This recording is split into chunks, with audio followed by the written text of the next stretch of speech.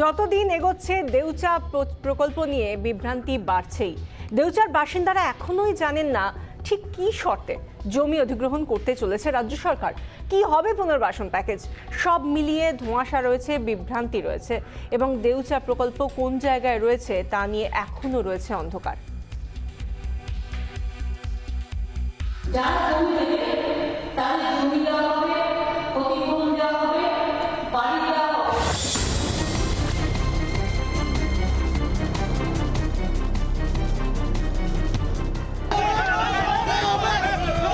মমতা ব্যানার্জি এখন ক্ষমতায় এসছে বলেন সিঙ্গুর আর নন্দীগ্রাম ভুলে গেছে।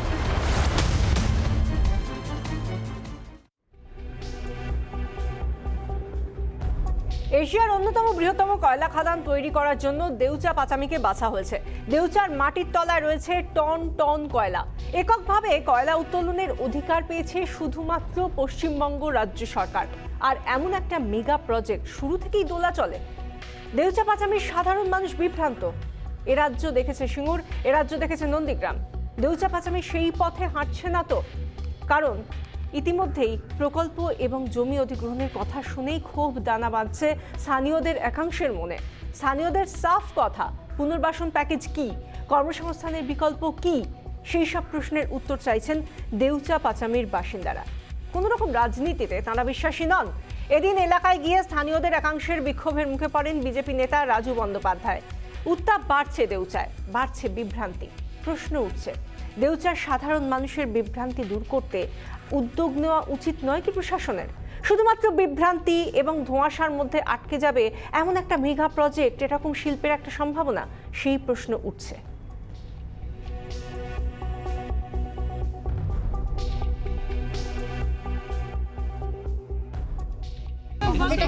আমরা কয়লা খাদান করতে দেব না, আমরা এখান থেকে কোথাও যাব না, এখানে থেকে আমরা কোথাও যাব না। এটাই কি দেউচা পাচামের মনের কথা? শিল্প হবে, কর্মসংস্থান হবে, ছোট বড় ব্যবসার সুযোগ পাবেন এলাকাবাসী, তেমনটাই তো বলছেন মুখ্যমন্ত্রী। তা সত্ত্বেও এত নিরাপত্তাহীনতায় কেন ভুগছেন গ্রামবাসীরা? প্যাকেজ নিয়ে এখনো ধন্দে গ্রামবাসীরা। কয়লা শিল্প নিয়ে এই যে আগামীকাল যে মুখ্যমন্ত্রী আমাদের যে প্যাকেজের ঘোষণা করেছেন, তা প্যাকেজ আমাদের সেই প্যাকেজটা আমাদেরকে বুঝিয়ে দিতে হবে। ওকে আসতে হবে আমাদের গ্রামবাসীদের সঙ্গে, বসতে হবে, প্যাকেজের কি কারণ সেটা আমাদেরকে বুঝিয়ে দিতে হবে। শিল্প এবং তার জন্য পুনর্বাসন বাংলার রাজনীতিতে বরাবর বিতর্কের কেন্দ্রবিন্দুতে থেকেছে এই দুটি ইস্যু। এই ইস্যুতেই পাঁকে পড়েছিল বাম সরকার। সেবার আন্দোলনের ঢেউ তুলেছিলেন মমতা। এবার মমতার সরকারকেও পড়তে হলো শিল্প এবং পুনর্বাসনের প্রশ্নের মুখে। এখানে আমরা কয়লা খনি করতে হতে দেব না। এরকম কোন জায়গায় আমাদেরকে রাখবে না রাখবে সেরকম আমাদের এরকম সুযোগ পাবো কি? কে কুকুরের মতন বেড়াবে, কে কুকুরের মতন হয়ে বেড়াবে, সেই কোথায় থাকবো? আমাদের জানাশোনা সেই জায়গায় নাই। এবার যাবো কোন জায়গায়? বৃহস্পতিবার দেউচায় গিয়েছিলেন বিজেপির রাজ্য সহ সভাপতি রাজু ব্যানার্জি। তাকে কালো পতাকা দেখায় তৃণমূল। অর্থাৎ দেউচা পাচামি এলাকা পরিদর্শনে এসছেন বিজেপির রাজ্য সহসভাপতি রাজু ব্যানার্জি, আর তার গাড়ি আটকে কিন্তু এই দেউচাতে কালো পতাকা দেখানো হয়। তারা বলছেন তারা কোনো রাজনৈতিক দল নয়, তারা সাধারণ মানুষ হিসাবে এই শিল্প চাইছেন, আর তাই শিল্পের বিরোধিতা যারা করবে তাদেরকে এইভাবে কিন্তু গো ব্যাক স্লোগান দেওয়া হবে। কিন্তু শিল্পের নাম করে লুটপাটের পরিকল্পনা চলছে বলে অভিযোগ করেন রাজু। দেখুন, আমরা শিল্পের বিরুদ্ধে নয়, এটা কেন্দ্রীয় সরকার রাজ্যকে দিয়েছে কাজ করার জন্য, কিন্তু সেই টাকা নিয়ে লুটপাট করবে এতগুলো লোক আছে, তাদের সাথে কথা বলবে না। মমতা ব্যানার্জি এখন ক্ষমতায় এসছে বলেন সিঙ্গুর আর নন্দীগ্রাম ভুলে গেছেন। প্রকল্প এলাকায় 3টি গ্রাম পঞ্চায়েত, হিংলো, ভাঁড়কাটা এবং দেউচা গ্রাম পঞ্চায়েত। 10টি মৌজা নিয়ে প্রকল্প এলাকা, 3400 একর এলাকা নিয়ে প্রকল্প। 11 বছরের শাসনকালে এই দুটি অভিযোগ কাঁটার মতো বিঁধে রয়েছে রাজ্য সরকারের পায়ে। দেশের সর্ববৃহৎ কয়লা প্রকল্প, বৃহৎ শিল্পের সম্ভাবনা, কর্মসংস্থান, এসবই হবে, তেমনটাই আশ্বাস দিয়েছেন মুখ্যমন্ত্রী।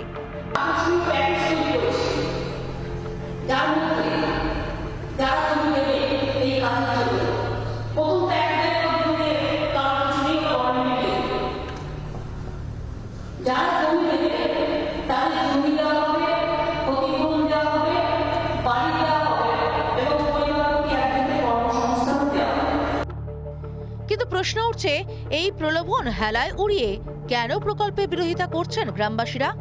নেপথ্যে কি কাজ করছে শাসক দলের স্থানীয় নেতৃত্বের ভাবমূর্তি? রোজগারের আশার থেকে কি কোথাও বেশি হয়ে যাচ্ছে ভিটে মাটি হারানোর আশঙ্কা? রিপাবলিক বাংলা। দেউচা পাচামির কয়লা প্রকল্প নিয়ে ইতিমধ্যেই বেশ কিছু ধোঁয়াশা দেখা দিয়েছে। এই কয়লা প্রকল্প আগামী দিনে হলে সেটা বাংলার জন্য কত বড় একটা প্রকল্প হতে পারে তার সম্ভাবনার দিকটা যেরকম রয়েছে, সেরকমভাবেই সেখানকার মানুষ তারা কি চাইছেন, তাদের মধ্যে দোলাচল কোথায়, সেই সমস্ত কিছু নিয়েই একটা কোথাও অশনি সংকেত বা একটা কোথাও একটা বলা যেতে পারে যে একটা অন্ধকারের জায়গা থেকেই যাচ্ছে, জমাট বাঁধা একটা ক্ষোভ বিক্ষোভের জায়গাও থেকে যাচ্ছে। তারা জানেনই না যে আদৌ আগামী দিনে কি হতে চলেছে। আমরা আজকের এই আলোচনায় আসবো, কিন্তু তার আগে আমরা দেখে নেব আজকের 3টি মূল প্রশ্ন, আমাদের পোল কোয়েশ্চেন 3টি যেগুলো রয়েছে তার মধ্যে প্রথম পোল কোয়েশ্চেনের দিকে আমরা নজর রাখবো। আমাদের প্রথম প্রশ্ন, দেউচায় পুনর্বাসন বিভ্রান্তি কি বাড়ছে? আমাদের দ্বিতীয় প্রশ্ন, বিভ্রান্তি কাটাতে প্রশাসনের উদ্যোগ নেই কেন? তৃতীয় যে আমাদের পোল কোয়েশ্চেন, উদাসীনতায় প্রকল্প বাস্তবায়নে কি দেরি? আমরা বেশ কিছুদিন ধরে, বেশ কিছু বছর ধরে এই দেউচা পাচামি নিয়ে যে কয়লা প্রকল্প তা নিয়ে কিন্তু আমরা বহু বছর ধরে দেখতে পেয়েছি বিভিন্ন সময় রাজ্য সরকারের তরফ থেকে, মুখ্যমন্ত্রীর তরফ থেকে রাজ্যের শিল্প সম্ভাবনা, রাজ্যের শিল্প ভবিষ্যৎ, সেই সমস্ত বিষয় নিয়ে যখনই কথা হয়েছে তখন দেউচা পাচামিকে সামনে রাখা হয়েছে। বলা হয়েছে এশিয়ার সর্ববৃহৎ এই কয়লা প্রকল্প, তাকে বাস্তবায়িত করতে হবে, অল্প সময়ের মধ্যেই করতে হবে, খুব তাড়াতাড়ি এই শিল্প বাংলায় আসবে। বাংলায় যদি এই শিল্প আসে, বাংলায় যদি এই কয়লা প্রকল্প বাস্তবায়িত হয়, তাহলে আগামী দিনে শিল্পের গন্তব্য অবশ্যই বাংলা। কিন্তু আমরা এই কথাগুলো বারবার শুনেছি, বারবার আমরা ব্র্যান্ড বেঙ্গল, বারবার আমরা শিল্পের গন্তব্য বাংলা, বিশ্ব বাংলা, এই ধরনের নানা কথা শুনেছি। কিন্তু প্রশ্নটা এখনো, যখন মাত্র এক সপ্তাহ আগেই দেউচা পাচামিকে নিয়ে ইতিমধ্যেই 10,000 কোটি টাকার একটি প্রকল্পের কথা ঘোষণা করেছেন মুখ্যমন্ত্রী মমতা বন্দ্যোপাধ্যায়, সেই জায়গা থেকে যখন আমরা এখনো আজকের দিনে দাঁড়িয়েও দেখতে পাচ্ছি যে সেখানকার মানুষ যাদের কাছ থেকে জমি নিয়ে শিল্প তৈরির কথা বলা হচ্ছে, তারা এখনো পর্যন্ত জানেনই না যে এই যে প্রকল্পের কথা বলা হয়েছে, এই যে প্যাকেজের কথা বলা হয়েছে সরকারের তরফ থেকে, কিভাবে জমি অধিগ্রহণ হবে। জমি যদি দিয়ে দেন তারা, তাহলে তার বদলে তারা কি পাবেন, কিভাবে পাবেন, কি সেই প্যাকেজগুলো কি? তাদের তরফ থেকে একটাই বিষয়, তারা চাইছেন না যে, তারা কোনোভাবেই চাইছেন না যে এখন এই কয়লা খনির প্রজেক্ট হোক, তারা সেই বিষয় নিয়ে চাইছে না। আমরা এই নিয়ে আলোচনা করব। আমাদের সঙ্গে এই মুহূর্তে স্টুডিও থেকে রয়েছেন বিজেপি মুখপাত্র সজল ঘোষ, আমাদের সঙ্গে রয়েছেন আইনজীবী সায়ন বন্দ্যোপাধ্যায়, আমাদের সঙ্গে আরও প্যানেলিস্টদের আমরা পেয়ে যাব কিছুক্ষণের মধ্যে। কিন্তু তার আগে আমরা এই আলোচনাটা শুরু করব, সায়নের কাছে আসবো প্রথমেই। সায়ন, আমরা এর আগে যখন মমতা বন্দ্যোপাধ্যায় এক সপ্তাহ আগেই তিনি বলছিলেন এই প্রজেক্ট নিয়ে, অর্থাৎ দেউচা পাচামি নিয়ে, তখন তিনি বলেছিলেন যে সিঙ্গুরের মতো করে জমি অধিগ্রহণ হবে না এই দেউচা পাচামিতে। কিন্তু যা জমি নীতি রয়েছে রাজ্য সরকারের, তা কিন্তু ইতিমধ্যেই প্রশ্নের মুখে, বেশ কয়েকটা প্রশ্ন। কিন্তু সিঙ্গুরের মতো করে অধিগ্রহণ হবে না, তাহলে কিভাবে অধিগ্রহণ হবে এখনো পর্যন্ত দেউচা পাচামির মানুষও জানেন না, কেউই জানেন না কি হতে পারে ভবিষ্যৎ। বিশাখা, বিষয়টা হচ্ছে রাজ্যের সরকার সমস্ত কিছু নিয়ে খুব আগ্রহ প্রকাশ করলেও সরকারি চাকরি এবং রাজ্যের বুকে শিল্পের বিনিয়োগ, এই দুটো নিয়ে তাদের যে কোনো নির্দিষ্ট ভাবনা চিন্তা বরাবরই নেই, এবং যে ভাবনা চিন্তা রয়েছে তার যে বাস্তবায়নের কোনো লক্ষ্য নেই, তা আমরা 2011 সাল থেকে কম বেশি সবাই দেখে আসছি। এখন মজার বিষয় হচ্ছে যে জমি অধিগ্রহণ নীতির কথা মমতা বন্দ্যোপাধ্যায় বলছেন, সেই জমি অধিগ্রহণ নীতির কথা 2011 সালেও আমরা শুনেছি যে কি ল্যান্ড অ্যাকুয়ার করবার ক্ষেত্রে গভর্নমেন্টের কোনো ভূমিকা থাকবে না, ডাইরেক্ট কোম্পানি ল্যান্ড অ্যাকুয়ার করবে হচ্ছে যিনি জমির মালিক তার কাছ থেকে। এবং এই 2011 থেকে 2021 সাল, এই গোটা 10টা বছর তার এই যে সরকারের যে জমি নীতি, অধিগ্রহণ করবার যে জমি নীতি, সেই জমি অধিগ্রহণের নীতি যে ডাহা ফেল, তা কার্যত আজকে মমতা বন্দ্যোপাধ্যায়ের কথাতেই পরিষ্কার। আমি পরের প্রসঙ্গে একটা আসতে চাই। দেখুন, আসলে একটা সরকার যখন আসে তখন তো একটা হানিমুন পিরিয়ড চলে, মানে তখন ওই যা বলা হয় সবকিছু খুব মিষ্টি মধুর লাগে। আমরা কম বেশি সবাই তো এই শব্দগুলোর সাথে পরিচিত ছিলাম। ল্যান্ড ব্যাংক, আমরা সবাই খুব কম বেশি সবাই জানি যে পাওয়ারকে একটা জায়গায় রাখা যায় না, বিশাল অংশের পাওয়ারকে একটা জায়গায় সেন্ট্রিক করা যায় না। পাওয়ার ব্যাংক কথাটাও আমরা শুনেছিলাম, মোবাইলের পাওয়ার ব্যাংকের মতো power bank for the industry. তাহলে সেই ল্যান্ড ব্যাংকের আজকে কি হলো? সেই যে সোকল্ড পাওয়ার ব্যাংক, সেই পাওয়ার ব্যাংকের আজকে কি হলো? বিশাখা, ভারতবর্ষের যে কোনো আইনসভায় যখন কোনো আইন তৈরি হয়, প্রথমেই আমরা জুডিশিয়ারির দিক থেকে একটা জিনিস ইন্টারপ্রেট করবার চেষ্টা করি যে আইনসভা যে আইনটা বানিয়েছে সেই আইন বানানোর পেছনে কারণ কি, মানে ইন্টেনশন কি ছিল লেজিসলেচারে। সেক্ষেত্রে এই যে ল্যান্ড রিফর্মস অ্যাক্ট, যেটা লেফট ফ্রন্টের আমলে এসেছিল, সেটা ছিল মানুষের কথা ভেবে ফর দ্য পিপল অফ, সেই আইনটাকে বানানো হয়েছিল। কিন্তু পরবর্তী সময়তে মমতা বন্দ্যোপাধ্যায়ের এই উগ্র আন্দোলন সিঙ্গুর এবং নন্দীগ্রাম, যার সুফল তুলে উনি মুখ্যমন্ত্রী হয়েছেন, এ নিয়ে তো কোনো ডাউট নেই। সিঙ্গুর, নন্দীগ্রাম থেকে উনি ওনার দল মাইলেজ পেয়ে উনি মুখ্যমন্ত্রী হয়েছেন। কিন্তু ফলত যেটা হলো, উনি ওই যে জমি আন্দোলন যেখান থেকে শুরু করলেন এবং যে রেশ ধরে শুরু করে দিলেন, এবং উনি যে ইমেজটাও নিজে তৈরি করে ফেললেন, ফলত সরকারে আসবার পরে এই যে ভুয়ো জমি নীতি, সেই জমি নীতির ফসল আমরা সবাই দেখতে পাচ্ছি। স্পেশাল ইকোনমিক জোন, সেই নিয়ে আজকে কোথায় দাঁড়িয়ে আছে আমাদের রাজ্য সরকার? আমরা তো দেখতে পাচ্ছি না। সেক্টর 5 এর পরে একটা খুব সোজা প্রশ্ন, বিশাখা, আমি এখানে আরো একটা স্পেসিফিক কথা বলতে চাই। সামনে কোনো বিধানসভা নেই, লোকসভা নেই, পঞ্চায়েত নেই, আপাতত পৌরসভার কথা হচ্ছে। সুতরাং আশা করি এই কথাগুলো শুধুমাত্র রাজনীতির কথা নয়, এই কথাগুলো সাধারণ বেকার যুবক যুবতীদের যন্ত্রণার কথাই এখানে আমি তুলে ধরবার চেষ্টা করছি। আচ্ছা বিশাখা, এখন আপনারা স্টুডিওতে যেখানে বসে আছেন সেটা সেক্টর 5, কেন এই সরকার আসবার পরে একটা নতুন করে সেক্টর 6 তৈরি করতে পারলো না, যেখানে ইন্ডাস্ট্রি তৈরি হবে? এটাই তো এবং question। অনেক বছর ধরে সায়ন এই কথাটাও উঠেছে, বিশেষ করে তৃণমূল সরকার ক্ষমতায় আসার পর থেকে, যে কেন একটাও এসএসজেড এলো না, কেন আইটির জন্য অন্তত, যেটাকে হাব করে সামনে এগিয়ে নিয়ে যাওয়ার কথা বারবার বলা হয়েছিল, সেই আইটির জন্য একটা নতুন করে এসএসজেড পাওয়া গেল না এত বছরের, সেই প্রশ্নটাও থেকে যাচ্ছে। আর আপনি কিছুক্ষণ আগে আরেকটা কথা বলছিলেন, সায়ন আসবো আপনার কাছে। কথা এখানে অ্যাড করতে চাই যে এই যে বাণিজ্য সম্মেলনগুলো হয়, কত লক্ষ কোটি টাকার, কত হাজার কোটি টাকার মৌ চুক্তি স্বাক্ষরিত হয়, আর তার বাস্তবায়ন কতটা হয়, রাজ্য সরকার এই নিয়েও আজ অব্দি স্পেসিফিক কোনো সদুত্তর দিতে পারেনি। একদমই সায়ন, আমরা এই বিষয়টায় আসবো, সায়ন এই বিষয়টায় আসবো। কিন্তু যে জমি নীতি নিয়ে বারবার বিরোধীরা বারবার এই নিয়ে কটাক্ষ করেছেন, বারবার জানতে চেয়েছেন যে রাজ্য সরকারের জমি নীতিটা ঠিক কি। জমি নীতিটা মমতা বন্দ্যোপাধ্যায় যখন বলছেন যে সিঙ্গুরের মতো করে জমি অধিগ্রহণ হবে না, তখন ঠিক কিভাবে হবে তারও একটা উত্তর চাইছেন সাধারণ মানুষ, সাধারণ যারা দেউচা পাচামির মানুষ, তারাও জানতে চাইছেন। এবং সেই জায়গা থেকে আজকে যখন মমতা বন্দ্যোপাধ্যায় মুখ্যমন্ত্রী, তিনি বলছেন যে ল্যান্ড আমাদের রাজ্যে শিল্পকে এগিয়ে নিয়ে যাওয়ার জন্য জমি একটা অন্যতম সমস্যা, অন্যতম বাধা, সেই জায়গা থেকে তার মুখ থেকে কি শোনা গেল একবার শুনবো। একটা জিনিস হাওড়াতে যেটা প্রবলেম হচ্ছে ল্যান্ড ডিপার্টমেন্টের থেকে, ল্যান্ড ডিপার্টমেন্টের অনেকে ইচ্ছা করে ডিলে করিয়ে দিচ্ছে, যেগুলো হচ্ছে কনভার্সন, যে ল্যান্ড কনভার্সন যেগুলো ইন্ডাস্ট্রির পারপাসে। আগে আমরা একটা ইউনাইটেড ক্লিয়ারেন্স সিস্টেম, ইউসিসি কিছু একটা করেছিলাম, কিন্তু সেটা বন্ধ আছে কেন? Why it is closed? জিজ্ঞেস করো তো কেন হয়েছে, কে করেছে, কার নির্দেশে হয়েছে, কারা এত বড় বড় নেতা দেখি। আমরা শুনলাম মমতা বন্দ্যোপাধ্যায় যেটা বললেন যে জমি নিয়ে একটা সমস্যা রয়েছে, যার জন্য শিল্প নিয়ে রাজ্য এগিয়ে যেতে পারছে না। আমরা সজল বাবুর কাছে আসবো। সজল ঘোষ বিজেপি মুখপাত্র আমাদের সঙ্গে রয়েছেন। সজল বাবু, একদিকে জমি নীতি নিয়ে বারবার বিজেপির তরফ থেকে হোক বা সিপিএম এর তরফ থেকে হোক, বামেদের তরফ থেকে হোক, তারা বারবার এই নিয়ে কটাক্ষ করেছেন, বারবার প্রশ্ন তুলে দিয়েছেন যে জমি নীতিটা রাজ্য সরকারের কি। কিন্তু সেই সঙ্গে আরও একটাও কিন্তু প্রশ্ন উঠে যায়, যখন আমরা এ রাজ্যের ছেলে মেয়েদের ভবিষ্যৎ কি হবে, চাকরি বাকরির ভবিষ্যৎ কি হবে, সেই নিয়ে যখন প্রশ্ন করি, তখন শুধুমাত্র বিরোধীরা একটাই রাজনৈতিক তরজার জায়গায় নিয়ে যান। কিন্তু রাজ্যের এই শিল্প ভবিষ্যৎকে এগিয়ে নিয়ে যাওয়ার জন্য বিরোধীদের কি ভূমিকা থাকবে? দেখুন, প্রথমে আপনাকে আমি বললেই প্রথমে একটা কটাক্ষ দিয়ে শুরু করি। এখন একটা বাংলায় খুব চালু কথা আছে, হ্যাঁ, যে আমি কথাটার গুঁড়ো অর্থে যাচ্ছি না কোনো, যে দেখ কেমন লাগে বলে দেখবেন সবাই রাস্তাঘাটে বলে থাকে। আসলে বিষয়টা প্রায় সেরকম। একদিন উনি যেটা করেছিলেন, আজকে ওনার সাথেও সেই ধরনের ঘটনাগুলো ঘটতে চলেছে। কিন্তু এর জন্য আগেও সাফার করেছে বাংলা, ভবিষ্যতেও যাতে বাংলা সাফার না করে সেই কারণে বিরোধী এবং সরকার সকলের মিলিতভাবে দেখা উচিত। একটু আগে আপনাদের টিভিতেই দেখছিলাম, বলছে ল্যান্ড ডিপার্টমেন্ট ডিলে, আর কালকে বলেছেন পিডব্লিউডি চলে হেলে দুলে। হ্যাঁ, এগুলোর দায়িত্বে কার, এগুলোর মাথায় কে? আসলে উনি নিজেকে প্রতিষ্ঠা করার জন্য সবাইকে মেলাইন করতে রাজি আছেন, সেটা ওনার ডিপার্টমেন্ট হলেও উনি কিছু পরোয়া করেন না। আপনি দেখবেন প্রশাসনিক মিটিং হয়, প্রশাসনিক মিটিং অন ক্যামেরা হয়, আর একটা কোনো সদুত্তর বা একটা কোনো সঠিক সমাধান হয় না।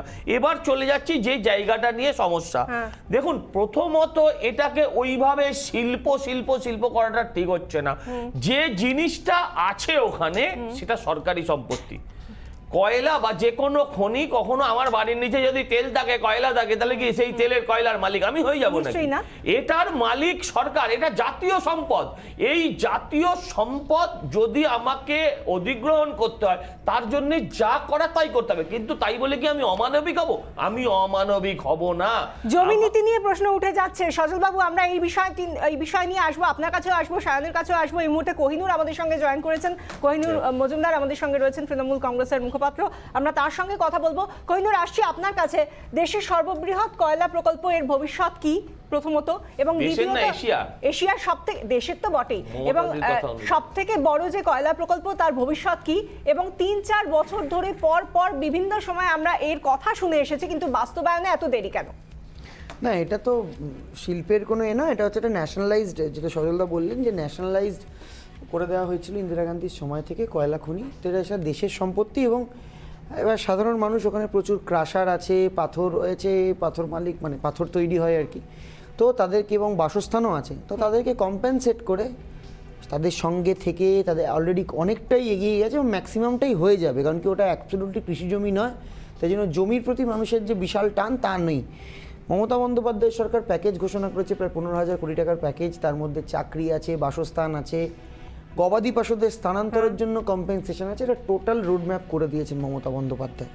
তো সেখানে দাঁড়িয়ে দেউচা পাচামি সিঙ্গুরের মতো অসুবিধা হবে না। আচ্ছা, অ্যাকচুয়ালি প্রবলেমটা হচ্ছে একটা লেগাসি সেট করে দিয়ে গেছে বামফ্রন্ট, মানুষের মধ্যে একটা আতঙ্ক। আসলে মানুষ এই জমি অধিগ্রহণের নাম শুনলেই এটা ওই ঘরপোড়া গরুর মতো সিঁদুরে মেঘ দেখে। তো সেই জায়গাটাও মানুষকে একটা বোঝানো যে গভর্নমেন্ট ওই বামফ্রন্টের মতো ক্রুয়েল না, যে নাক ফাটিয়ে দিয়ে। আপনি যেটা বলছেন কোহিনুর, আপনি যেটা বলছেন, আমি একটু আপনার একটা বিষয় জানাবো। জমি ছাড়তে, দেউচা পাচামিতে জমি ছাড়তে সেখানকার মানুষ অতটা নারাজ নয়। আপনি যেটা বললেন, আপনার কথাই কোট আনকোট আমি বলছি, কিন্তু আমাদের কাছে কিন্তু যারা কথা বলেছেন বিভিন্ন সেখানকার মানুষ, তারা বলছেন আমরা খনি এই মুহূর্তে চাই না। কেন চান না জানেন? কারণ তাদের মধ্যে অনেক বিভ্রান্তি রয়েছে। তারা জানেই না যে তাদের কাছ থেকে যখন জমি নিয়ে নেওয়া হবে, তারা এখন যাই করে থাকুন না কেন, চাষবাসের কাজ করেন, কেউ কেউ অন্যান্য কাজ করেন, কিন্তু তারা জানেনই না যে তাদের কাছ থেকে জমিটা চলে গেলে আগামী দিনে তারা কিভাবে খাবেন, তাদের সেইটুকু সম্বল তারা যখন চলে যাবে তখন তারা কিভাবে যাবেন। যে জমি অধিগ্রহণটা নিয়ে যে সিপিআইএম যে মেসটা সৃষ্টি করেছিল আজ থেকে 10 বছর আগে, লেগাসিটা সেট হয়ে গেছে, মানুষ কিন্তু মাঝখানে 10 বছর তো ছিল, শিল্প নিয়ে তো অনেক কথা বলেছে প্রশাসন। আমরা আসবো, এই যে লেগাসিটা সেট করেছিল বামপন্থীরা সরকার চালানোর সময়, সেটা মানুষের কাছে একটা আতঙ্ক আছে। নিশ্চয়ই সরকার সেই আতঙ্কটাকে সেই ক্ষতে প্রলেপ দিয়ে এই ব্যাপারটা ম্যানেজ করে। সায়ন, যে কথা কোহিনুর বলছেন যে এখনো পর্যন্ত সেই ক্ষতে প্রলেপ পড়েনি, বামফ্রন্টের তরফ থেকে, বামফ্রন্ট সরকারের তরফ থেকে যে আঘাতটা রয়ে গেছে সেটা এখনো দগদগে, সেই কারণেই এখনো মানুষের মধ্যে একটা আশঙ্কা রয়েছে। আমি খুব নির্দিষ্টভাবে একটা কথা বলতে চাই এখানে, আশা করি কেউ ইন্টারাপ্ট করবেন না। প্রথম কথা হচ্ছে যে কোহিনুর যেখানে বসে রয়েছে, গোটা সেক্টর 5 এর জমি অধিগ্রহণ কিন্তু খুব স্পষ্টভাবে কিভাবে হয়েছিল না হয়েছিল গোটা রাজ্যের মানুষ জানে। কৃষকদের হাতে জমি তুলে দেওয়া হোক বা পরবর্তী সময় এটাও ভাবনার মধ্যে নিয়ে আসা যে কৃষিকে বাঁচিয়েই শিল্প করতে হবে, সেই ভাবনা বামফ্রন্টের আমলে। এবং আশা করি সবার মনে থাকবে, কারণ এটা আবার ঠিক যে তখন এত মিডিয়া চ্যানেল ছিল না, যে বুদ্ধদেব ভট্টাচার্য বারবার বলেছিলেন যে সিঙ্গুরে আমাকে কারখানাটা করতে দিন, আপনি আসুন রাজভবনে সামনাসামনি বসুন, প্যাকেজ নিয়ে আলোচনা হোক। সেই 400 একর 600 একরের আলোচনা। এবং আমি একটু অফ টপিক গিয়ে বলতে চাই, মমতা বন্দ্যোপাধ্যায় বিধানসভা থেকে দাঁড়িয়ে এখন বলেছেন যে সিঙ্গুরের বুকে চাষ করতে আর এখন কেউ ইচ্ছুক নন। আমি সেক্ষেত্রে সে প্রশ্নের দিকেও যাচ্ছি না। এক্ষুনি যে কথাটা উঠলো, আসলে প্রবলেমটা কোথায় বিশাখা? এখন মুকুল রায় যে দলে বসে রয়েছেন, তিনি হচ্ছেন তৃণমূলে বসে রয়েছেন। এই মুকুল রায় আজ থেকে 9-10 মাস আগে সিঙ্গুরের বুকে দাঁড়িয়ে বলেছিলেন যে তৃণমূল কংগ্রেসের একজন নেতা হিসেবে সিঙ্গুরের বুক থেকে টাটাদেরকে তাড়ানো আমার জীবনের মস্ত বড় একটা ভুল। তৃণমূল কংগ্রেসে উনি ফিরে গেছেন, এখনো কি উনি একই স্ট্যান্ডে দাঁড়িয়ে আছেন নাকি দাঁড়িয়ে নেই? সেই প্রশ্ন মানুষের মধ্যে করতে কিন্তু অবশ্যই দাঁড়িয়ে থাকবে। দ্বিতীয় আমি যে কথাটা এখানে তুলে ধরতে চাই যে এই জমি আন্দোলন নিয়ে এত কথা বলছেন, এখন তো শান্তিপূর্ণভাবে কথা হচ্ছে। সেই সময়তে মনে রয়েছে রামবিলাস পাসওয়ান এবং বুদ্ধদেব ভট্টাচার্য শালপুরির বুক থেকে যখন ফিরছিলেন, সেখানে ল্যান্ডমাইন বিস্ফোরণ ঘটানো হয়েছিল। সুতরাং সেই সময়ের যে আন্দোলন, মমতা বন্দ্যোপাধ্যায় হয়তো বুঝতে পারেননি পরবর্তীকালে এটা বুমেরাং হয়ে যাবে। আর বন্ধু কোহিনূর, তোমাকে একটাই কথা বলছি, মাঝের 10 বছর তৃণমূল কংগ্রেস এখনো অ্যাবসলিউট মেজরিটি নিয়ে বিধানসভায় রয়েছে। সুতরাং তোমরা তোমাদের মতো করে জমি অধিগ্রহণের নীতি যদি ঠিক করা হয় তাহলে কোহিনূর করতে পারেন। কোহিনূররা বা কথার মধ্যে একটা জিনিস কিছুতেই মিথ্যে হয়ে যায় না, যে সিঙ্গুর এবং নন্দীগ্রাম, তার ভাঙড়, বারুইপুর, এগুলো আমি ছেড়েই দিলাম, যে জমি অধিগ্রহণের যে প্রসেস ছিল সেই প্রসেসটা অত্যন্ত অত্যন্ত ক্লামজি ছিল এবং অত্যন্ত ব্রুটাল ছিল। আজকে যে মডেস্টি নিয়ে 4%-এর দলের লোকরা বলছে, আমি বলছি এখন তো ডেফিনেটলি প্রপার কম্পেনসেশন দিয়ে জমির মালিকদের জোর করে নেওয়া হবে না। 1 ইঞ্চি জমিও মমতা বন্দ্যোপাধ্যায় বলেছেন 1 ইঞ্চি সরকার অধিগ্রহণ করবে না, জোর করে নেওয়া হবে না। সরকার অধিগ্রহণ করবে না। আমি আমাকে please allow me to respond him. আজকে সিপিআইএম 4%-ও এত মডেস্ট, আপনি বলুন তো এই টোন বুদ্ধবাবুর ছিল আজ থেকে 10 বছর আগে? মাথা ভেঙে দেবো। আর যে বলছে ল্যান্ডমাইনের কথা, যেমন জেএসডব্লিউ কি সুন্দর করে চলছে, সেটাকে ম্যানেজ করে চলতে হয়। সবটা আপনার ব্রুটালি সিপিএম এর পন্থায় আমি বলে দিলাম করতেই হবে, এই জিনিসটা দিয়ে হয় না। দেখুন, দেউচা পচামির মানুষ, আমি একদম পরিষ্কার করে বলছি যে আপনি এখানে, আমি কলকাতার মানুষ, শিক্ষিত মানুষ, আমি অলরেডি পৃথিবী দেখছি, গ্লোবালাইজেশনের সব থেকে সুখ উপভোগ করছি। সেখানে আমার যা সেন্স থাকবে ন্যাশনালাইজেশন অফ কোল নিয়ে, আমার জমি কেড়ে নেওয়া নিয়ে, সেটা স্বাভাবিক দেউচা পচামির মানুষের থাকবে না।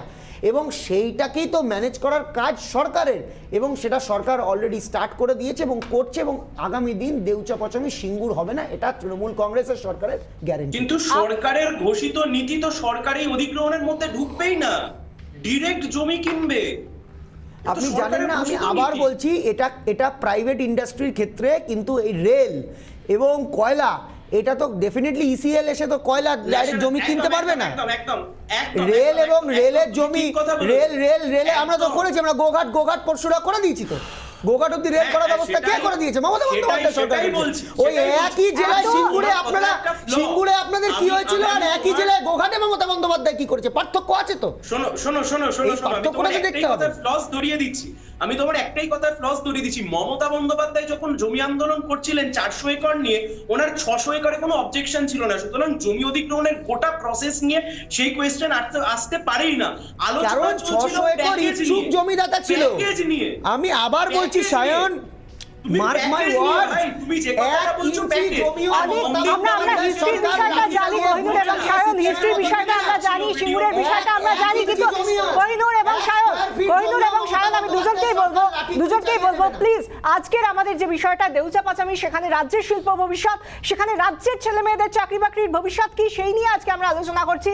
আমরা এই বিষয়টা নিয়ে আলোচনা করব এবং সেই জায়গা থেকেই একটু কোহিনূরের কাছে আসবো। কোহিনূর, আপনি যেটা বলছিলেন যে মানুষকে বোঝানোর দায়িত্ব সরকারের, কিন্তু মানুষ এখনো পর্যন্ত একটা সপ্তাহ গোটা কেটে গিয়েছে, মুখ্যমন্ত্রী মমতা বন্দ্যোপাধ্যায় প্যাকেজ ঘোষণা করেছেন, কিন্তু এখনো পর্যন্ত দেউচা পাচামির মানুষ তারা অসহায়। তারা বলছেন যে আমরা জমি দেব না, আমরা জমি দিতে চাই না, আমরা চাই না খনি হোক, কারণ আমরা জানি না প্যাকেজে কি আছে, প্যাকেজে কজন চাকরি পাবে। আপনি এক্সপেক্ট করছেন যে কলকাতায় বসে ঘোষণা হলো, ঠিক এটাই, কলকাতায় বসে আর এক সপ্তাহের মধ্যে ম্যাজিকে ওই দেউচা পচামির মতো মানুষ, দেউচা পচামির মতো অঞ্চলের মানুষ যারা গ্লোবালাইজেশন দেখেনি, যাদের কাছে অত সেন্স নেই, কনভেনশন নেই, আমরা স্টুডিওতে বসে আছি,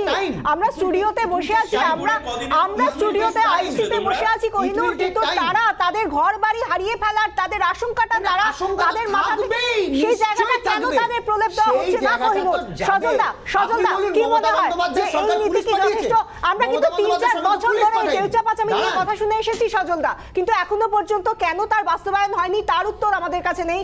কেন এখনো পর্যন্ত এই প্যাকেজ ঘোষণা হয়ে যাওয়ার পরে কিভাবে প্যাকেজের বাস্তবায়ন হবে সেই বিষয়টা দেউচা পাচামি সাধারণ মানুষগুলো জানে না। এক সপ্তাহ মানুষ ঘুমোতে পারছে না কোহিনূর, সেটাকে মানতে হবে। আমি এতক্ষণ চুপ করেছিলাম, ওনারা কথা বলেছেন, আশা করবো এবারও ওনারা চুপ করে থাকবেন। সিঙ্গুরের ব্লান্ডার আমরা সবাই দেখেছি। সিঙ্গুরের 600 একরে লোক কাজ করতে, জমি দিতে ইচ্ছুক ছিল, 400 বা 300 কত একটা যেন ফিগার, সেখানকার মানুষ অনিচ্ছুক ছিল। কিন্তু রেজাল্টটা সকলের ক্ষেত্রেই সমান হয়েছে। দিদি বলছেন কাশফুল দিয়ে বালিশ বানাবেন, ওখানে গেলে সর্ষে ফুল প্রচুর দেখা যায়, অনেস্টলি দেখা যায়। তো উনি যদি একবার ওখান দিয়ে যাতায়াত করেন নিশ্চয়ই উনি ওখান নিয়েও কিছু ভাববেন। দেখুন আসলে নীতি জমি নীতি, আরে এটা কোনো নীতিই নেই একটা সরকারে। আজকে ওনারা বলছেন গায়ের জোরে জমি নেবে না, ভালো কথা, শুনতে ভালো লাগে। বাস্তবের সঙ্গে শোনার অনেক তফাৎ আছে।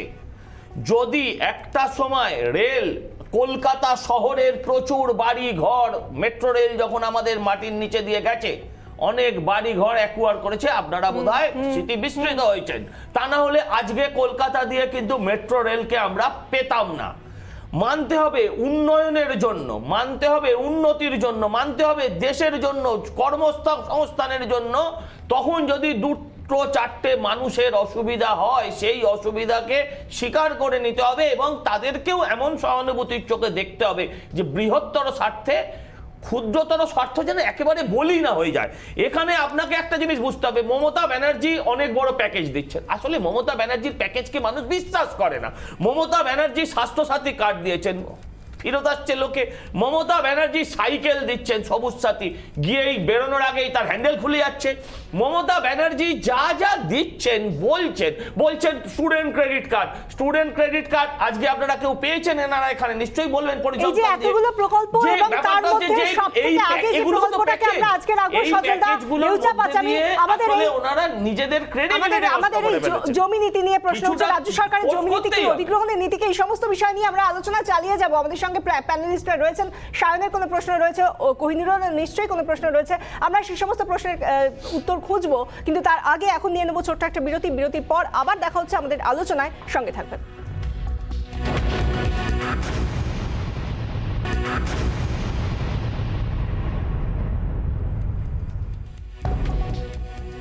দেউচা পাচামির ভবিষ্যৎ কি ভবিষ্যৎ বাংলার শিল্পের, কি ভবিষ্যৎ বাংলার যুবক যুবতীদের চাকরি বাকরির ক্ষেত্রে, আমরা এই নিয়ে আলোচনা করছি। আমাদের সঙ্গে রয়েছেন আইনজীবী সায়ন বন্দ্যোপাধ্যায়, রয়েছেন কোহিনুর মজুমদার, তৃণমূল কংগ্রেস মুখপাত্র, রয়েছেন আমাদের সঙ্গে বিজেপি মুখপাত্র সজল ঘোষ। আপনাদের সবাইকে আরও একবার স্বাগত জানাই আমাদের এই আলোচনায়। আমাদের যে আলোচনা নিয়ে আমরা যে বিষয় নিয়ে কথা বলছিলাম, সেখানে কিন্তু একটা বিষয় উঠে আসছে যে একদিকে রাজ্যের শিল্প ভবিষ্যৎ দেউচা পাচামিকে সামনে রেখে, এবং সেখানেও সেখানকার মানুষদের মধ্যে একটা আতঙ্ক, একটা আশঙ্কা যে তারা জমি দিয়ে দিলে তারপর তারা কিভাবে উপকৃত হবেন, আদৌ এর ভবিষ্যৎটা কোথায়, সেই নিয়েই আমরা কথা বলবো। কিছুক্ষণ আগে যখন আমরা বিরতিতে গিয়েছিলাম তখন সায়ন এই নিয়ে কথা বলার চেষ্টা করছিলেন। সায়নের কাছেই সরাসরি আসবো। সায়ন, আপনি কি বলবেন? আপনার জন্য আমরা যেহেতু সময় একেবারে শেষ, সেই জন্য 30 সেকেন্ড সময় দিলাম। প্রথম কথা হচ্ছে, সিংপুর নন্দীগ্রামের সময় যে বুদ্ধিজীবীরা ডেইলি ওয়েজেসে ভাড়া খাটতেন যারা, তাদের কানে কি আজকে দেউচা পাচামির ঘটনা পৌঁছাচ্ছে না? তাদের কান্না কি পৌঁছাচ্ছে না? খুব নির্দিষ্ট কথা, তাদের কাছে কি এটা কোনো ম্যাটার করছে না? দ্বিতীয় কথা হচ্ছে যে ধরুন আজকের দিনে দাঁড়িয়ে যে বিরোধিতাটা কিভাবে করব, গঠনমূলক করব না বিরোধিতা করবার জন্য বিরোধিতা করব? গঠনমূলক বিরোধিতাটাই গণতন্ত্রে কাম্য। মমতা বন্দ্যোপাধ্যায় সেদিন শুধুমাত্র নিজে ক্ষমতায় আসবার জন্য হয়ে যাওয়া শিল্পকে তাড়িয়েছিলেন। বাংলার বুকে এই মুহূর্তে দাঁড়িয়ে দেউচা পাচামির পাশে, দেউচা পাচামির সাথে যা অপরাধ সংগঠিত হচ্ছে, গোটা বাংলার গণতন্ত্রপ্রিয় মানুষ দেউচার পাশে আছে। সরকার যদি ভেবে থাকে অনৈতিকভাবে জমি অধিগ্রহণ করবে, তাহলে এর ফল সরকারকে ভুগতে হবে। সায়নের পর আমরা এই সায়নের যে কথা, সেই কথার সূত্রেই আমরা সজলদার কাছে আসবো, সজলবাবুর কাছে আসবো। গঠনমূলক বিরোধিতা, এটা কি এই পথেই কি আপনারা এই দেউচা পাচামির ক্ষেত্রেও এগিয়ে যাবেন, হাতে হাত রেখে রাজ্য সরকারের সঙ্গে রাজ্যের শিল্প ভবিষ্যৎ নিয়ে কাজ করবেন? না, গঠনমূলক বিরোধিতা নিশ্চয়ই হওয়া উচিত, যে কোনো কিছুই গঠনমূলক হওয়া উচিত, কোনো কিছু তো মানে ধ্বংসাত্মক হওয়া উচিত না। একটা ভুল সিপিএমের জামানায় তৃণমূল করেছিল বলে আজকে বিরোধিতা করতে হবে বলেই সব কিছুর বিরোধিতা করলে সেটা কিন্তু আমাদের ভবিষ্যৎ প্রজন্ম আমাদেরকে ক্ষমা করবে না। যে কারণে আজকে সিঙ্গুরের জন্য মমতা বন্দ্যোপাধ্যায় এবং তার দল যতদিন বেঁচে থাকবে তাদের গাল খেতে হবে।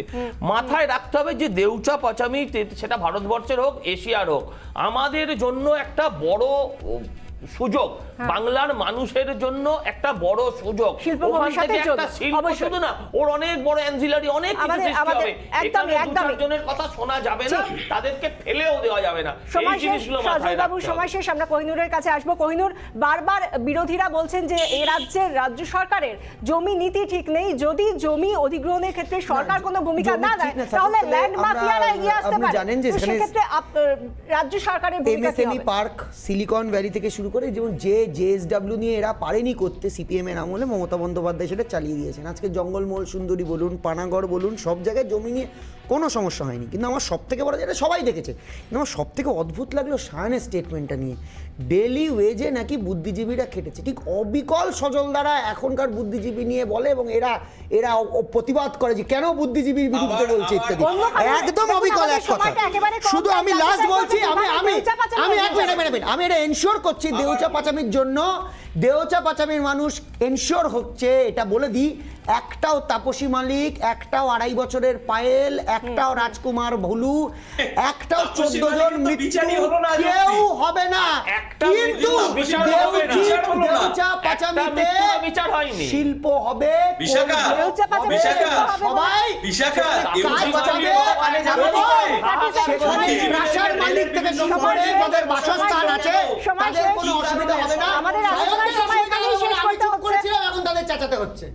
আমাদের এখানেই আলোচনা শেষ করতে হচ্ছে। সায়ন, কোহিনুর এবং আবার বলছি, সজলবাবু, বুদ্ধিজীবীরা ভাড়া কেটেছে।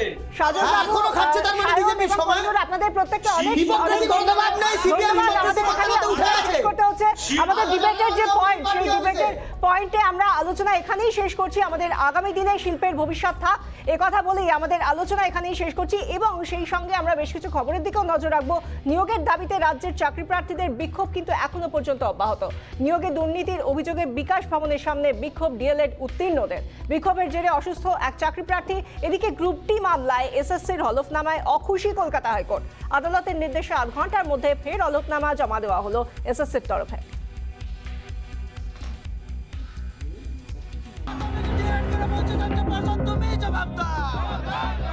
রাজ্যে শিক্ষক নিয়োগের জট অব্যাহত।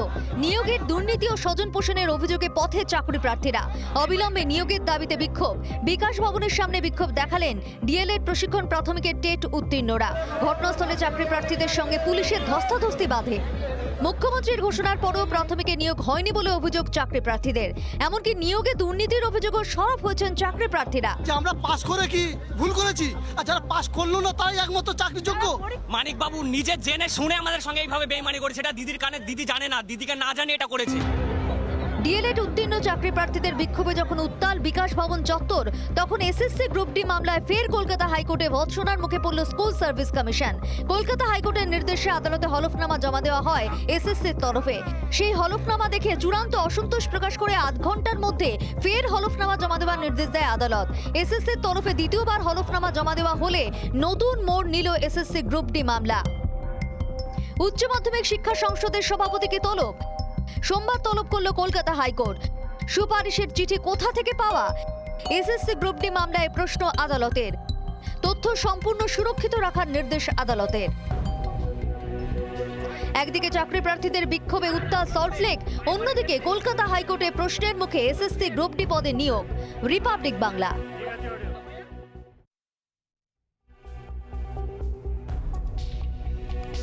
নিয়োগের দাবিতে ডিএলএড উত্তীর্ণদের বিক্ষোভে উত্তাল বিকাশ ভবন চত্বর। মুখ্যমন্ত্রীর বিবৃতি দাবি বিক্ষোভকারীদের। নিয়োগ না হলে আত্মহত্যার হুঁশিয়ারি চাকরি প্রার্থীদের। বিক্ষোভ দেখাতে গিয়ে অসুস্থ এক চাকরি প্রার্থী।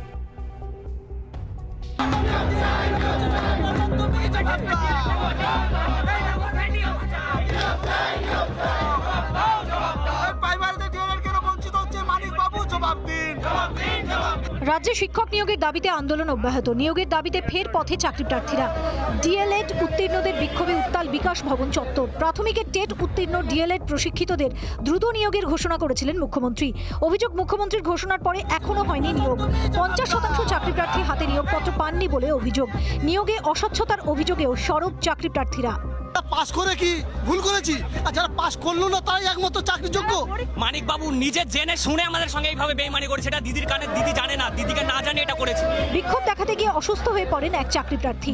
বৃহস্পতিবারের শুনানিতে উচ্চ মাধ্যমিক শিক্ষা সংসদের সভাপতিকে তলব করেছে আদালত। সেই দিনই নিয়োগের দাবিতে পথে নামলেন ডিএলএড উত্তীর্ণরা। রিপাবলিক বাংলা। ক্ষমতায় আসার পর থেকেই ল্যান্ড ব্যাংক তৈরির দাবি করে আসা মুখ্যমন্ত্রীর গলায় এবার সম্পূর্ণ বিপরীত সুর। রাজ্যে শিল্প স্থাপনে কাঁটা জমিজট মানলেন খোদ মমতা বন্দ্যোপাধ্যায়। তৃণমূল সরকারের বোধোদয়। হাওড়ার প্রশাসনিক পর্যালোচনা বৈঠকে মুখ্যমন্ত্রীর স্বীকারোক্তির পাল্টা খোঁচা বিরোধীদের।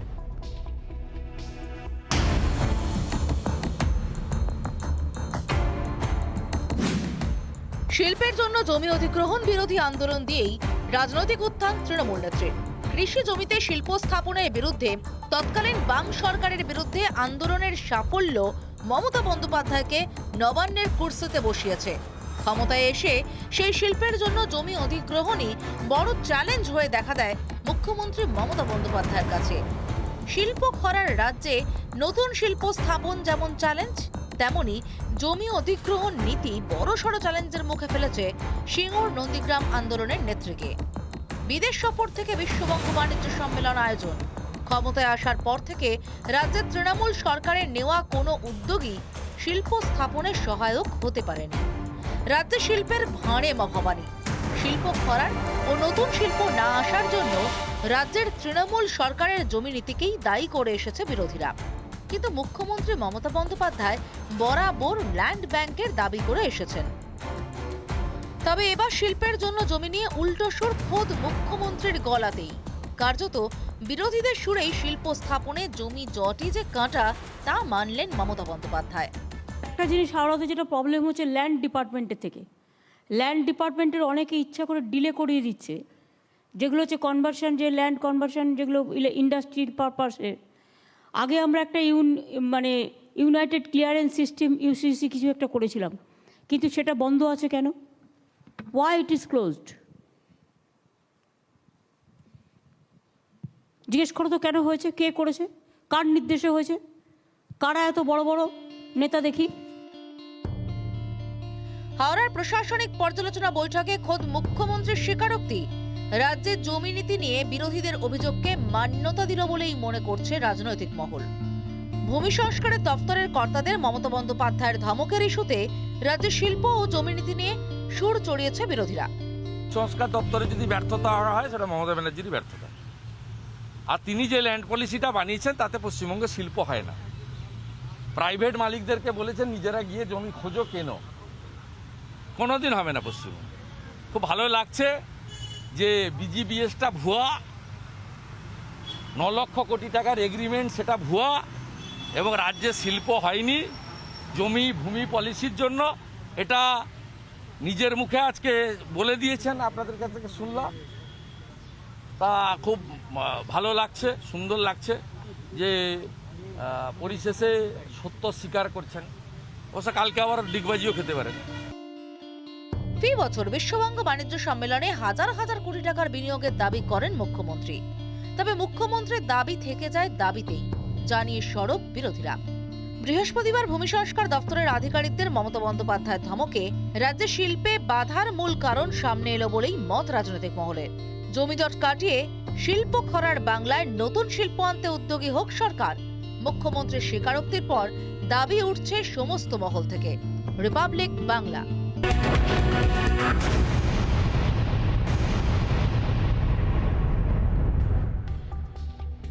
রাজ্যের স্বাস্থ্যসাথী কার্ড থাকলে রোগীকে ভর্তি নিতে বাধ্য বেসরকারি হাসপাতালগুলিও। সরকারের তরফে একাধিকবার এই নির্দেশ দেওয়া হয়েছে, কিন্তু বাস্তবে কি এই ছবি দেখা যাচ্ছে? বৃহস্পতিবার সরকারি নির্দেশ অমান্যর ছবি ধরা পড়ল পার্ক স্ট্রিটের এক বেসরকারি হাসপাতালে। অভিযোগ, স্বাস্থ্যসাথী কার্ডে রোগীকে হাসপাতালে ভর্তি নেওয়া হয়নি। পার্ক সার্কাসের সৈয়দ শাহ গোলাম জাহরুদ্দিন ডেঙ্গিতে আক্রান্ত। পার্ক স্ট্রিট চত্বরের রয়েড স্ট্রিটের একটি বেসরকারি হাসপাতালে চিকিৎসা করাতে এসেছিলেন, কিন্তু রোগী নিয়ে আসাই সার। স্বাস্থ্যসাথী কার্ড থাকা সত্ত্বেও তাকে ভর্তি নিতে অস্বীকার করে হাসপাতাল কর্তৃপক্ষ। অভিযোগ, রোগীর পরিবারের কাছে 20 থেকে 30 হাজার টাকা জমা করার কথা বলা হয়। চরম বিপাকে পড়েন ওই রোগী। দু ঘন্টা আমাকে, এখন তো 3.5 ঘন্টা, দুবার আমাকে কাপড় ইউনিফর্ম পরে হাসপাতালে বেডে শুরু। শরীর এখন কেমন আছে? এখন শরীর খারাপ হতো আমার, আর এখানে আমি অ্যাডমিট হব না। রাজ্য সরকারের নির্দেশ বলছে স্বাস্থ্যসাথী কার্ড থাকলে রোগীকে ফেরানো যাবে না, শুরু করতে হবে তার চিকিৎসা।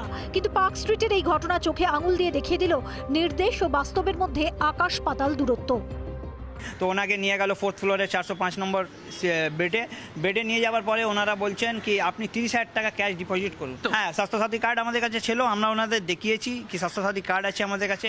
ওনারা বলছে আমরা অ্যাকসেপ্ট করি না স্বাস্থ্যসাথী কার্ড, আমরা অ্যাকসেপ্ট, হ্যাঁ বলেছে এখানটা অ্যাকসেপ্ট হবে না, আপনারা একটা কাজ করতে পারেন অ্যাপোলো নিয়ে চলে যান। কেন রাজ্যের নির্দেশ অমান্য করছে বেসরকারি হাসপাতালগুলি? পার্ক স্ট্রিটের ওই বেসরকারি হাসপাতাল কর্তৃপক্ষের দাবি এখনো স্বাস্থ্যসাথী কার্ডের প্রচুর টাকা বকেয়া পড়ে আছে। মানে এরকম বোর্ড তো কিছু লাগানো, এরকম তো নিয়ম না, বোর্ড লাগানো তো কোনো নিয়ম না, এরকম স্বাস্থ্যসাথী বোর্ড লাগানো তো কোনো নিয়ম না। উই অ্যাকসেপ্ট আমাদের দাদা 40 to 40 কত লাখ 70 to 80 লাখ বিল আমাদের স্বাস্থ্যসাথীতে আছে, আপনি দেখতে পারবেন যে আমাদের ডিউজ আছে 70, আমরা পেমেন্টও পেয়ে গেছি অনেক টাকা। স্বাস্থ্যসাথী কার্ড নিয়ে ফলাও করে প্রচার করা হয়েছিল রাজ্যে চিকিৎসার জন্য স্বাস্থ্যসাথী কার্ড বাধ্যতামূলক, কিন্তু বাস্তবের চিত্রটা বলছে অন্য কথা। রিপাবলিক বাংলা।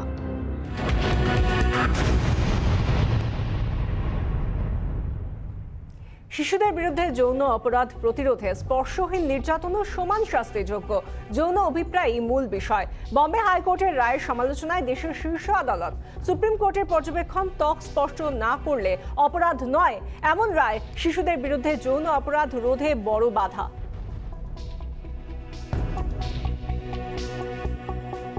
চলতি বছরের জানুয়ারি মাসে বম্বে হাইকোর্টের নাগপুর বেঞ্চের বিচারপতি পুষ্প গানেদিওয়ালা রায় দিয়েছিলেন শিশুদের গোপনাঙ্গ স্পর্শ না করা হলে সেটা যৌন নির্যাতন বলে ধরা হবে না পক্সো আইনে। সেই রায়কে চ্যালেঞ্জ জানিয়ে মামলা হয়েছিল শীর্ষ আদালতে। বিচারপতি ইউ ললিত, বিচারপতি এস রবীন্দ্র ভট্টা এবং বিচারপতি বেলা ত্রিবেদীর বেঞ্চ বম্বে হাইকোর্টের রায় খারিজ করে দিয়েছে। সুপ্রিম কোর্টের বক্তব্য, বম্বে হাইকোর্টের রায় অযৌক্তিক। বম্বে হাইকোর্টের পর্যবেক্ষণ সংকীর্ণ, যৌন অপরাধ প্রতিরোধের পরিপন্থী। ত্বক স্পর্শ না করলেও যৌন নির্যাতন। 3 বিচারপতির বেঞ্চ জানিয়েছে পক্সো আইন প্রয়োগের ক্ষেত্রে ত্বক স্পর্শ করা অপরিহার্য এমন সংকীর্ণ পর্যবেক্ষণ শিশুদের বিরুদ্ধে যৌন অপরাধ প্রতিরোধের পরিপন্থী। রিপাবলিক বাংলা।